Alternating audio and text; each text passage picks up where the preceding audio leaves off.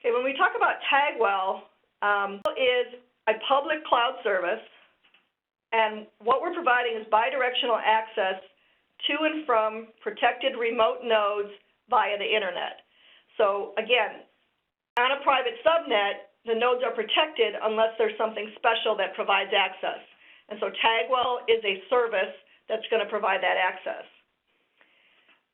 And the other term that we use is something called a soft PLC remote.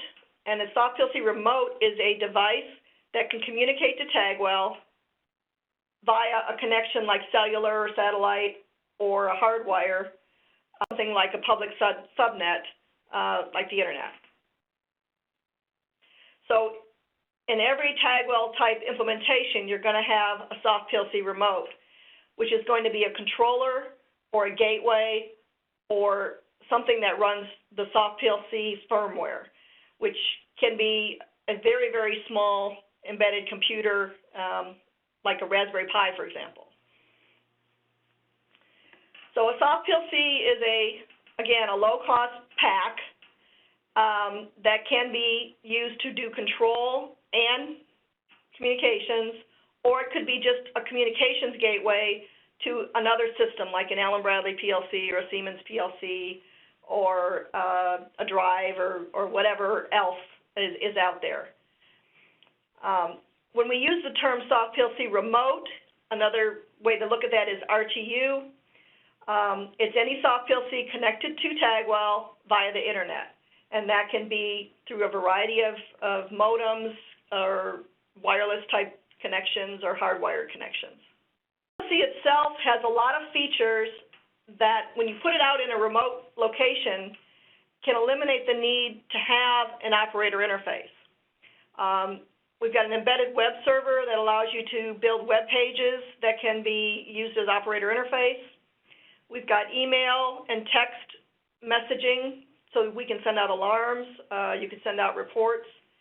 There's an embedded firewall that can be activated so that that remote node is protected, even if it's just sitting on a regular modem, or somebody drives by and connects their own computer to it. The firewall is going to prevent access if you want it. And the nice thing about not having a fixed HMI at these remote locations is, if there's nobody there, there's a lot of cost and potential maintenance of a piece of hardware that isn't used a lot. HMIs are fairly fragile. When you talk about extreme temperatures, they take up a lot of space, that sort of thing. So there's some benefits to doing it this way. So I like to call these drive-by browser interfaces. So you have a soft PLC talking to some kind of controllers or some kind of type of system that you want information about, and you can equip it with a Wi-Fi or a Bluetooth interface, and the guy in the truck can drive by and pull up a web page, change the set point, view the data, that sort of thing. That would be a very simple implementation. Now, if I want to go to the next step and I want to get this up on the internet, that's where TagWell comes in. So TagWell is going to give me a bidirectional path. It gives me an API, which is Application Program Interface, that allows users or soft PLC to develop applications that will run in the cloud to display or do something with the data that's being sent to TagWell. And it's a cache for, I'm using a little bit different term than Scott did. We call it interesting data in the remotes. So what that means is that as a user, you can decide what's interesting, and that's the only data that's going to be sent to TagWell. All the information isn't going to be sent there. Sit here on the internet with a computer and connect to a modem, and through NAT routing, talk to the private subnet, and you can read the data. That's not that secure, but you could do it. But what you can't do is write to those nodes because they're on that private subnet. So what TagWell does is provide the security of accessing the data to read it, and it also provides a way for you to write the data. key thing when we design TagWell is that when you talk about a cellular or a satellite type connection to the internet, that can get very expensive. We talk to some customers that have thousands of remote nodes, and they need a way to talk to them, but they can't afford a $100 a month cell plan or satellite plan. So what we did is we designed the whole system to really scrunch down the amount of data that is being sent, the way the data is being sent, the way that we're checking the communications, how often things happen, so that we keep those costs down. So it's not unusual that you could have a data plan for a thing or a soft PLC remote that is going to be less than $30, $40 a year. What TagWell has is an SMTP server. What that means is that via that service, the soft PLC remotes can send email or text messages. So in the event of an alarm, a text message could be sent by the remote to a selected list of people based on, which alarm and continuing order status and all that, or order of urgency, those type of functions. Or an email could be sent with an attachment that's a production report. So you've got that capability as well. It has a HTTP protocol level that allows applications to access the interesting data. It is password protected, which means that one customer can't get to another customer's data that's up in TagWell. It's all segmented that way. And so some of the things you can do with the TagWell data is you could develop web browser interfaces. This is one example from a customer that they do restroom controls. The city can go in and turn the lights on and off, lock the doors. If the toilet's running and overflowing, they can shut the water off, that sort of thing. They can see if there's an alarm, security alarm, fire alarm, that sort of thing. So you can build these little web interfaces. The Web Studio TagWell Driver uses this HTTP protocol. So you can run Web Studio applications on the TagWell data with that driver. And then, again, using the API, applications can be written that can do just about anything you might want to do. So, for example, you could gather the data and write it to a SQL database. You could generate custom reports, things like that. If these applications are written and you want to host them in the cloud, we do offer services to help you do that. That's an expertise that we have. And it's in this slide, the word inexpensive. There are a lot of competitive cloud-type products that you could end up spending thousands of dollars a year to do what we're doing here. We try to keep the cost down. We're providing a cloud service and some communications ability at very low cost. And I talked about some of the features that minimize the communications cost by the way that we do the data delivery. Another thing that I haven't mentioned is that the actual way the remote talks to TagWell is through a ladder logic instruction. You can have in your soft PLC remote multiple rungs that determine when the data will be sent to TagWell and what data will be sent to TagWell. So you could have, alarms are sent upon events. You could have production information that's sent on an hourly basis or a daily basis. And then you can have other tags that are sent only if something changes, or if the soft PLC notices something different going on based on your logic, it can say, hey, all of a sudden I'm interested in these other tags. These become interesting where they weren't before, and you can start sending those. So there's a lot of control within the remote as to what and how often that data is sent.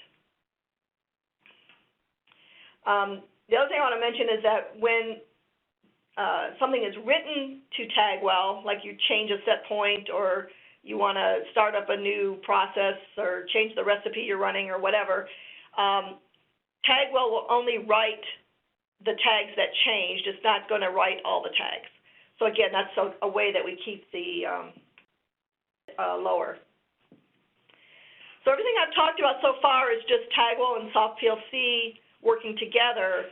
But now I want to talk about what happens when we add Web Studio into the picture.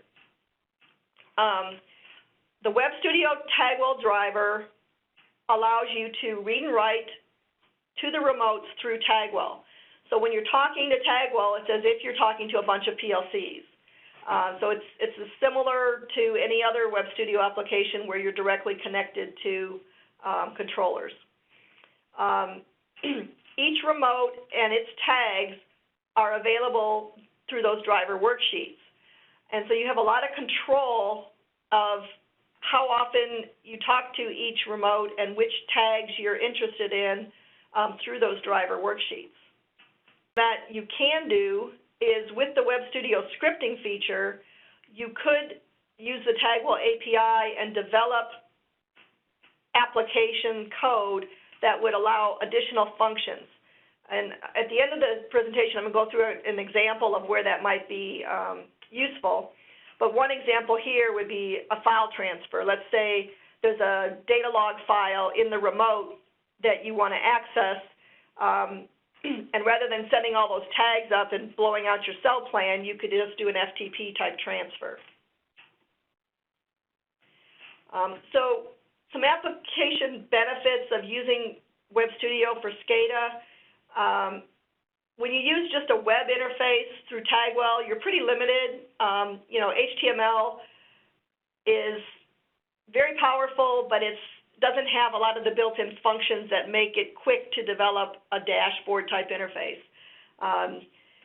With Web Studio, you've got the library, you've got the built-in functions for trending and alarming and event logging and all that sort of thing. You've got the database interface. All those things are built into Web Studio, so you don't have to develop them from scratch like you would with just a web page type interface.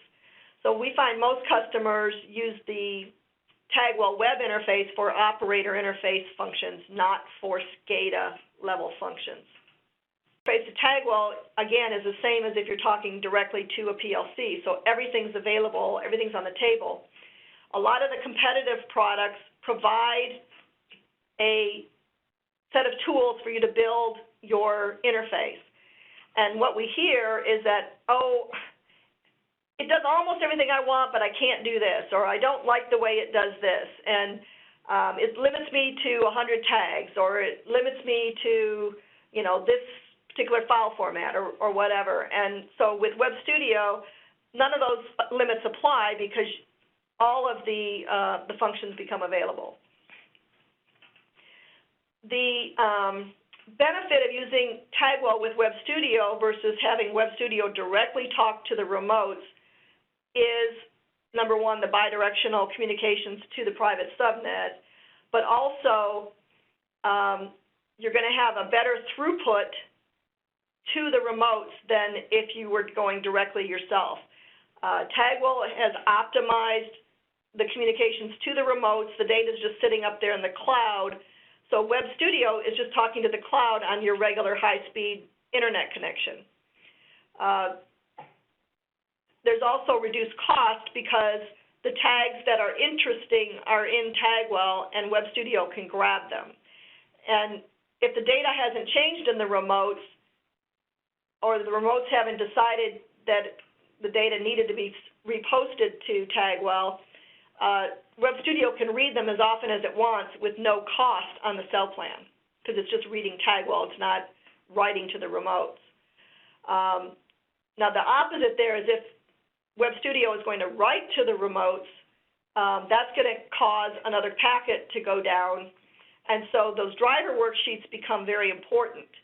So by using the triggers on the driver worksheets that are pertinent to tags that are being written, you can minimize how often that's going to happen.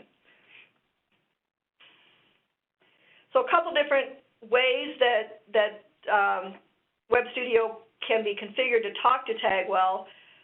Here, Web Studio is talking to the internet, which is talking to TagWell. So this would be like in your office, and all the remotes, the data is going to flow this way. The problem here could be if other people need to access this Web Studio application, you have to worry about the security of that.